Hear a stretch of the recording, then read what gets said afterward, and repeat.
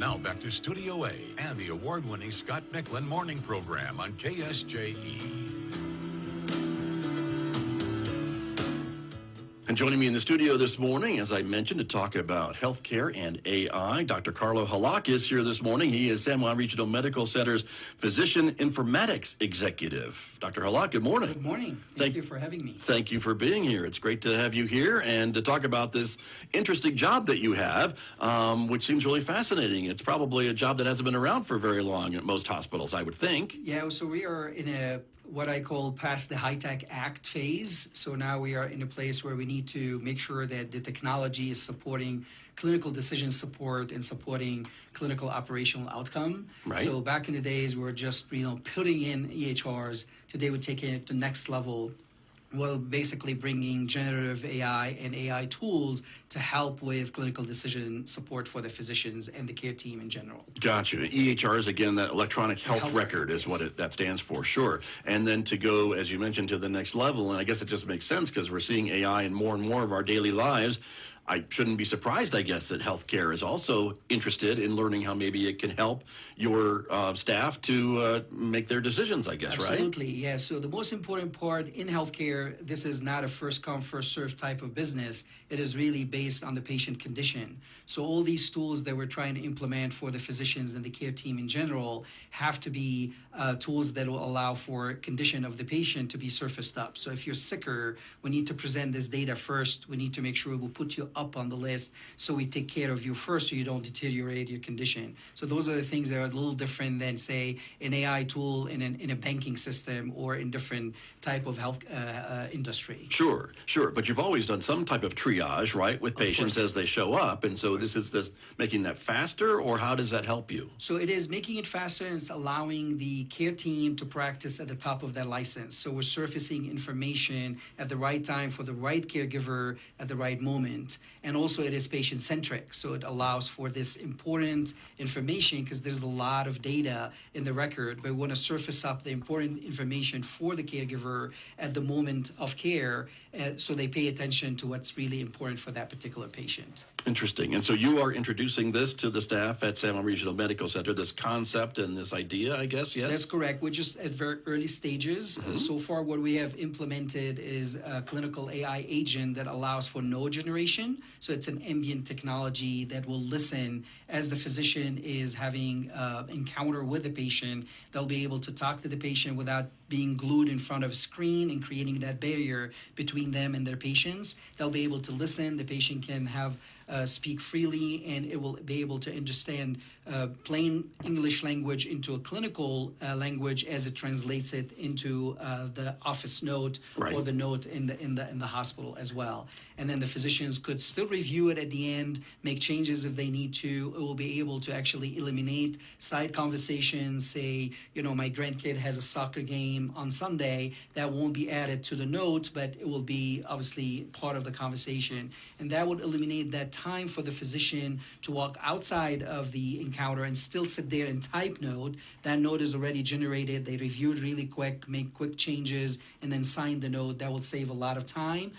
So it's a throughput impact. At the same time, it captures a lot of details that could be omitted back in the days that would also highlight the important pieces for the physician as well to pay attention to. Got you. So something that maybe non-medical folks might be familiar with, like a voice-to-text type of technology that is then inputting that information from the conversation that the doctor's having with the patient onto that health note, that eventually that medical record, I suppose, and that would then be useful, I guess, for further treatment of that patient and whatever their concerns are. Yes. So this is, again, early to start. There's a lot more to come in the future on this. So the first is we're doing the ambient technology. It listens, but it is not just voice to text. It is also has a brain in it, so it can translate lay terms into clinical terms on a clinical note, and at the same time, it will allow for the physicians to actually review them and sign them. So they're still in control. So still there's a human in loop, like we say in AI terms, and it is really trained for health grade. So it is not just trained for general conversation, it's really trained for a healthcare context as well. the AI agent. Got you. I oversimplified it, and I apologize. There's a No, lot that's more to it perfect. than as you explain it to me. That makes a lot more sense. And it sounds like then, too, there are some checks and balances, I guess, as well, and still some human interventions, if necessary, or human interactions with this new system. Correct. Yeah. So the difference here is someone created a great innovation back in the days and called scribe. So the scribe would walk in with the physician or the provider Right. Into the exam room, and the scribe would just basically be scribing as the provider and the physician talking to the patient. Now we have an AI agent that actually captures this information. So it's an assistant, but it is a little bit like a resident level type of information from a medical knowledge, and it allows for that AI agent doesn't get sick, it doesn't take a day off, it is constantly available all the time, and it keeps the physician in the driving seat. They still have to sign that note. They still can review the data. They can still edit the data Right. if at times the AI agent makes errors, which is very rare, but it does, obviously. And so that's basically, it doesn't eliminate the physician. It keeps them there. It actually helps with throughput and the delays in the conversations. Sure. And as you were mentioning before, it sounds like it saves the provider some time because they're not having to be a part typist, Correct. part healthcare provider when dealing with patients. And we know that a lot of times these healthcare providers are dealing with numerous patients throughout the day, throughout the hour for that matter, right? Yes, absolutely, yes. It actually helps us eliminate the time needed to do double documentation. So you're listening, you're taking some notes, then you're going back out, and then you have to chart and then sign the note and move on to the next patient. So hopefully it will help with this, seeing more patients. Right. And at the same time, the notes will be very well structured. It saves that time that they used to take before. Sure. Or I guess too, that could be a crazy thought. Could the healthcare provider spend more time with a patient? Absolutely. If necessary, because Absolutely. they're saving time with this other They'll be able to focus task? on the patient, more eye contact. There is no barriers between them and the patient, no computer in the middle. All they have to do, obviously, you take a consent from the patient that they're okay to use an ambient listening device in the meeting. But Right. as I said, this is just the beginning. Mm-hmm. The next phase to this is going to be queuing up orders. So as the physician is telling the patient, I need to prescribe some antibiotics for you, or we need to get you an x-ray, those will be queued up as tasks, and the physician can see those queued up. Again, they don't have to type to find those. They'll be queued up for them. They review them, and they sign these orders as well. And there's a lot more coming with this technology that we're introducing. Got you. This is just the very early stages, it sounds like to Absolutely, me. at this And stage. and so at San Regional Medical Center, obviously the hospital has embraced this concept, this idea. That's why you're working here. Absolutely. And sharing all this information with your colleagues at the hospital. And so how has the reaction been so far? Because I would imagine it's pretty new to a lot of folks, and maybe even electronic health records aren't necessarily that old, although they've been around for a while. Yes. Anyway, what's the reaction been? Yeah, so I've been in the informatics business and health IT business for a good 10 to 15 years. This is the first time in my career where the physicians and the care teams are coming to us and saying, we want this technology. Oh. They were always pushing back against technology in general. Look, I don't care, you give it to me, I have to use it. Yes, it helps a little bit, but for the longest time, the EHR, it was a good storage tool. It saves data in, but it was not really generating excitement. So this tool is bringing joy to practicing medicine. So we hear a lot of physicians are staying, extending their retirement date, Just staying on the job, staying on the working, job, yeah. working, because it feels that this is something they're asking for it, and we couldn't have done this if it wasn't supported by senior leadership and from the board to the senior leadership. For someone like me to go and just implement a tool like this. Right. And I guess that's really interesting. And I guess the thing is that they can maybe see the positives of this tool, as you mentioned, right? Yes. By adding it to their repertoire of skills. Absolutely. Yep.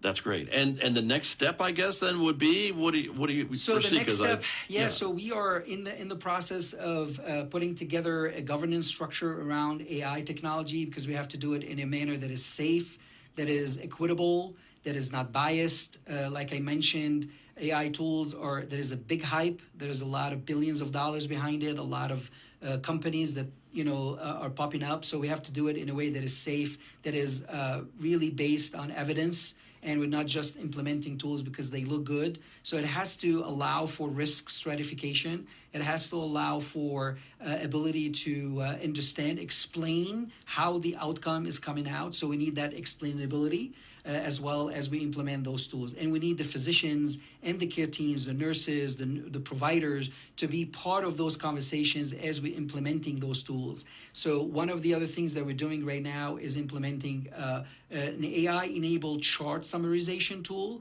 that will actually take the chart and summarizes the important information, will trend the data, and it will risk stratify the data. Again, I keep on stressing on this because the physician need what is important to them. And also, something that we couldn't do before is that tool also, it's called Well Sheet. It allows for the tool to read unstructured data. So it can read a wrap PDF that is scanned into the record, and it can pull the important impressions from, say, the cardiologist in the cath lab or radiologist and surface it up to the primary care physician and then say, this is what we found there. And also it allows for this information to be surfaced up so physicians can take action based on the right information, again, at the right moment for the right caregiver. Got you. And so, but we're not looking at maybe this AI model diagnosing a patient or offering any diagnostics yet, are we? Yes. So at this point, it is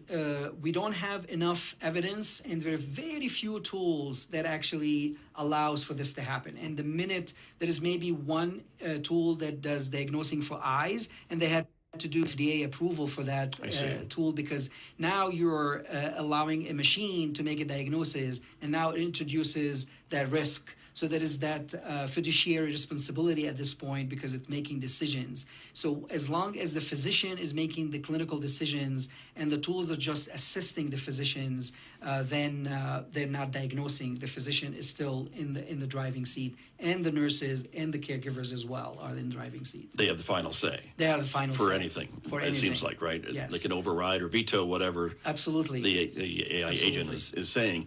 And I guess it seems like this is so new that maybe there's not a lot of government oversight, regulation yet, and that's why maybe the hospital is coming up with its own kind Yes. of guardrails to make sure this is used appropriately and as a tool that can really help its staff. Absolutely, there's not a lot of regulations around it, and what we're trying to do from an informatics community is to go and put those guardrails, because what happened is when we didn't before, then we got a lot of regulations from the government, and now you have to comply or you get a penalty. So I think the healthcare community and the large academic centers are putting guardrails around the best way to implement AI, and to allow for, as I said, to eliminate bias and to make sure that it is evidence-based. So there's a lot of hype because there are trillion-dollar companies that are releasing those tools, but we need the physicians and the caregivers and the nurse practitioners to be part of those conversations. We need data scientists to come and do the research,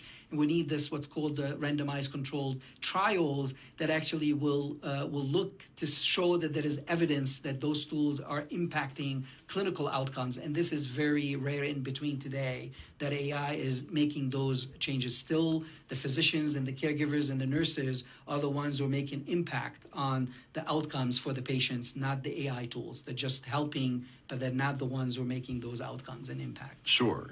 And do you think that this is something maybe that the medical schools are going to start adapting to introduce the concept at least to their students, who are going to be then our future doctors and healthcare providers? I hope so. I hope that they're trying to do this. I know that pretty much everywhere you go, there is an AI policy being put in place on how to use it. We need to do this for the medical students and the residents, because they're going to go to what is called a public large language model. And those public large language models, they make up stuff. It's also known as hallucinations. So we want them to be using tools that are health grade tools and, controlled for a health context. Right. And not rely on, other large LLMs that can make up stuff. I can give you a quick example. Please do. I forced one of the LLMs to actually prove to me that Beryllium, which is a drug that's been retired from treating heart conditions that it is good for the heart, and show me evidence that it's good for the heart. Because the large LLMs and public ones want to please the questioner all the time, it managed to find a study that shows that Beryllium is effective, when in reality, if you prescribe Beryllium today, you lose your license. So the LLMs, the public ones, they try to please the questioner, and then you can force them to answer the question the way you want to. Health grade ones, they will actually refuse to answer the question the way you want it, because it's in a controlled environment, it's trained by physicians, by nurse practitioners, by physician assistants and providers, in order for it to be actually health grade. And that's where the difference would be. An important difference. It is a huge difference. Right. And I guess, too, did these also, or could these models then maybe show their work, as you will, to kind of explain how they came to their conclusions, and show the physician, show the person asking the question, this is what I'm saying, and this is how I got to this conclusion? Yes, so technically we call this explainability of the model, and this is going to become tougher and tougher the more the models become sophisticated, because we're getting to a point where they are really at a very high level, at an attending level, meaning a practicing physician for more than 10 years level, and they can do deep research, and they have the ability to actually discern between different things. So it's becoming at a point where it cannot explain the outcome. We can see the outcome, but it cannot explain it. And that is a dangerous area. And that's why randomized controlled trials are extremely important as we implement and deploy these tools. They need to be there. So there is a couple of pieces here. One is the operational tools that would help with operations, save times on, patient-centric type of tools, registration, scheduling, follow-up visits, calling the patients to check them in, make sure they don't forget what they need to bring in, so you don't have same-day cancellations of surgeries and appointments and things like this. So these are like operational type of tools, extremely important for really a good operation of a hospital. With the challenges with really workforce, we need those tools to help us also around, virtual nursing or ambient technologies that allow for faster documentation and what I would call the repetitive actions that, today we have caregivers doing. Potentially we can automate those repetitive actions. So that's one layer of how we can, use AI in the future, and this is something we're looking into. The other layer is around clinical decision support. We need to rely on evidence-based published material, best practice published material in order to give those tools to the caregivers so they can leverage, again, evidence-based material. So that's why at St. Juan Regional Medical Center, we've invested with, Wolters Kluwer Up to Date, which is evidence-based, physician published material, and we are embedding those tools inside the EHR with our AI well sheet chart summarization tool. It's going to allow for that integration with clinical decision support that is based on evidence, and it will surface the data to the physicians and the caregivers and the providers so they can take action based on the patient's condition and the information in the chart. And those tools are not going outside to the internet to bring in, make up stuff. It's really focused on the patient at hand, and that will allow them to actually take those actions looking in front of them. Got you. And so different levels, I guess, of this intelligence, if you will, right? And so it's fascinating, and I can see that it can be a really great tool and maybe offers a lot more possibilities as well. I mean, it wasn't too long ago that we have our first surgical robot now here in San Juan Regional and to San Juan County as well. And so all these things, I think, are progressing, right? Absolutely. And it kind of makes a lot of sense. So for right now, though, I just want to make sure we explain to patients what they may be dealing with when they go to see their primary care physician or their healthcare provider, and that's really just this kind of acknowledging and accepting that they're going to be, their conversation is going to be recorded by this device, and it'll be put into this healthcare note. Correct. That's the first we step. have a consent form, and they'll see it right when they walk in, and if the patient says, no, I don't want the technology, the physician will just continue having conversations with them without it. Still the patient's choice. It's still the patient's choice, always patient-centric. Right, right. But I guess, again, this is kind of the direction that things are Absolutely. headed. And I guess, too, could you see a day when a patient maybe presents with some very complicated health challenges and a physician may be going to a tool to try to figure out what the best treatment is or what else it could be? Maybe the doctor has some theories of what the problems are, but this tool could also say, have you considered X, Y, or Z? Yes, that's the promise that we're hoping for, because we are, as I said, we are embedding those clinical decision support tools, evidence-based clinical published journals from UpToDate and other tools as well. So those, if the physician wants to actually try to understand that complex condition, they'll be able to use what's called Expert AI from UpToDate, and they'll be able to search, and that will basically aggregate all the clinical trials that actually address that condition. And since it's embedded inside the EHR, so it's actually looking in context of that particular patient. So it can see your vitals, your lab studies, your x-rays, your cath lab, your whatever other studies that were done for you. It will be able to look at all of this, and based on your condition, it will basically say, hey, we think this is the condition, and those are the to support the material, these are the clinical pathways that we recommend you take. But still, the physician is in the driving seat. They can look at those guidelines, they can read this information, and take their decisions on how they want to move forward with the patient. Got it. And I would think that maybe over time, this isn't all that different from maybe what physicians have been doing for forever, whether they're referencing medical journals or medical books or even the internet in some capacity, even today, right? This is not new, that a physician may reach out to other sources and resources to either confirm or help make a decision. Yes, we're just trying to expedite, and we're trying to surface it up to them in context of the patient.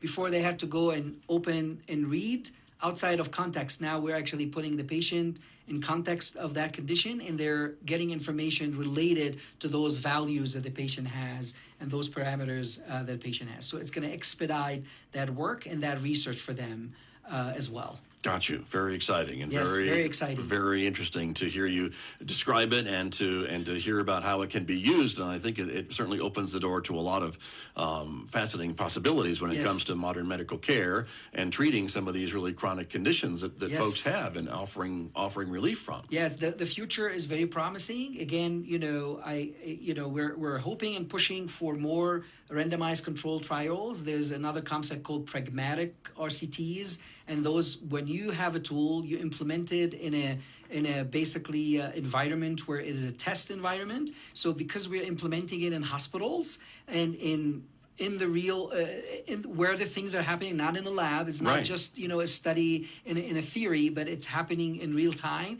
Then we can gather the information and then infer from it and then tweak the model to allow for better outcomes. And again, the most important thing is explainability. Can I explain to the physician who's using that tool how the tool got to that outcome? And then this way they'll feel that they can trust it and that they can actually work with that tool because it's explaining how it got to that result.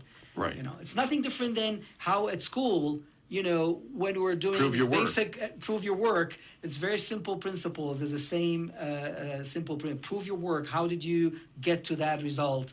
And this way I can trust it, I can work with it, because then it's not random. It is really based on a good algorithm or a good model, AI model. Right, which is very important. And again, I guess when the patient asks the physician, how did you come to that conclusion? The physician can prove their work too. Yes. And so that's very important. So great. Yes. Well, fascinating conversation this morning with you, Dr. Hallak. Thank you for coming in this morning. Thank you for the work that you're doing at the hospital. I hope you'll come back and give us an update. Absolutely. Thank you so much for your time. You're very welcome. Nice to talk to you. That's Dr. Carlo Hallak. He is with San Juan Regional Medical Center, my guest this morning here on KSJE.